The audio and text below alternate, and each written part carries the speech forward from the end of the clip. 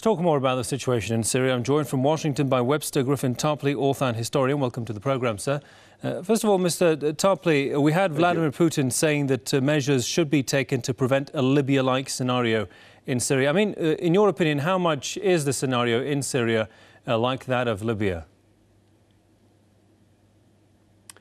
I think it is quite similar in many ways, except that it threatens to become much more dangerous for the world than Libya ever could.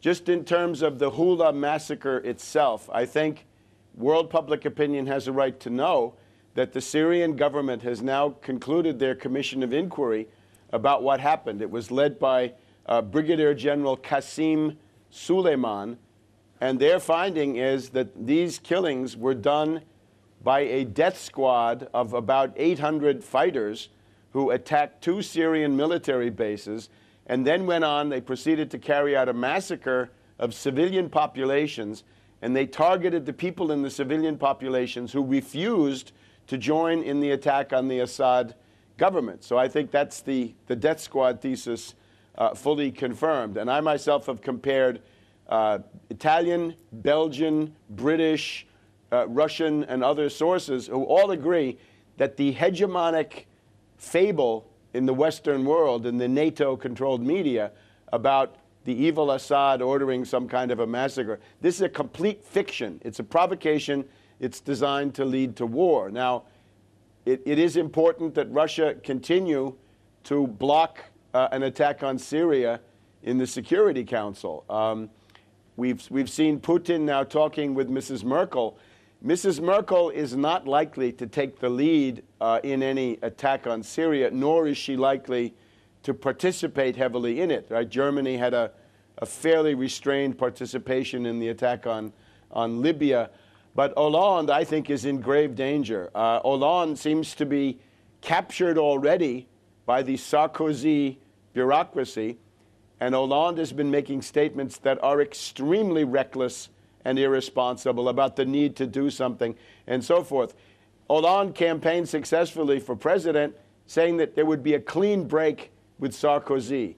Foreign policy did not figure too much in that, but that was the general idea. Now we hear Hollande talking more and more like a clone of Sarkozy. He is threatening to wreck his own presidency before he even completes his first month in office. I think Hollande would be very wise to exercise restraint because he proceeds along this path at his own peril. Hillary Clinton got into the act, and her threat, I think, is a very interesting one. Hillary Clinton says to Russia, you better watch out because you support Syria, and if you support Assad, you're going to create a civil war, and you Russians will be responsible. In reality, as everybody knows, it's the US, the British, France, NATO, the Israelis who are responsible for these death squads. Indeed. And so what do you think that we should expect in the coming weeks in Syria?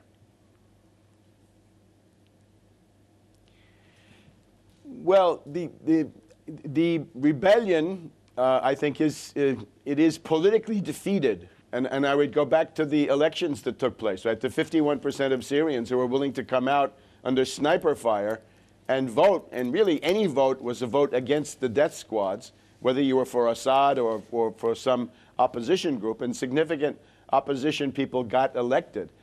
Since then, we've seen the Syrian National Council fall apart, and then we've seen this Houla Massacre, which is a kind of a Guernica, right, in the Spanish Civil War. It's an attempt to to generate foreign involvement, right? The only hope for NATO is to invade and bomb Syria.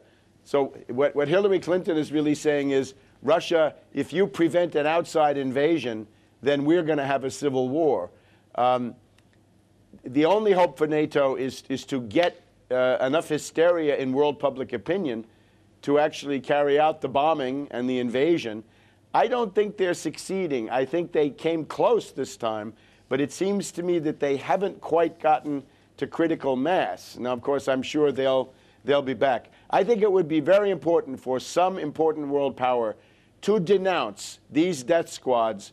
They were designed by Ambassador Negroponte. They were implemented by U.S. Ambassador Ford.